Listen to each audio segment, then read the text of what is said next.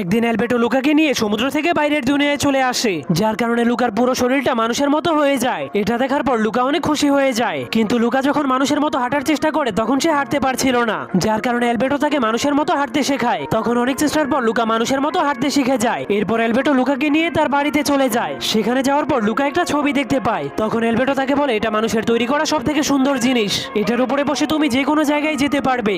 যা দেখার পর লুকা সেটার উপরে বসার স্বপ্ন দেখতে শুরু করে। এরপর লুকা অ্যালবেটোকে বলে, তোমার কাছে তো অনেক কিছুই আছে, এগুলো দিয়ে তুমি অনেক সুন্দর একটা স্কুটি বানাতে পারবে। তখন অ্যালবেটোর সেই আইডিয়াটা পছন্দ হলে তারা দুইজন মিলে পুরনো যন্ত্রপাতি দিয়ে অনেক সুন্দর একটা স্কুটি বানায়। কিন্তু স্কুটি বানাতে বানাতে সন্ধ্যা হয়ে যাওয়ার কারণে লুকা অ্যালবেটোকে বলে, আমাকে বাড়ি যেতে হবে, আমি কালকে আবারও আসবো। কিন্তু লুকা বাড়ি ফিরলেই তার মা তার উপর অনেক রেগে বলে, তুমি সারাদিন কোথায় ছিলে? তখনই তার নানি তাকে বাঁচানোর জন্য বলে, আমি ওকে মাশরুম নেওয়ার জন্য পাঠিয়েছিলাম। এরপরের দিন আবারও লুকা অ্যালবেটোর কাছে গিয়ে সেই স্কুটির টেস্টিং করতে শুরু করে, কিন্তু টেস্টিং করতে গিয়ে তাদের স্কুটি ভেঙে যায়। পরের পর্ব দেখতে চাইলে ভিডিওটাকে লাইক করে রাখুন।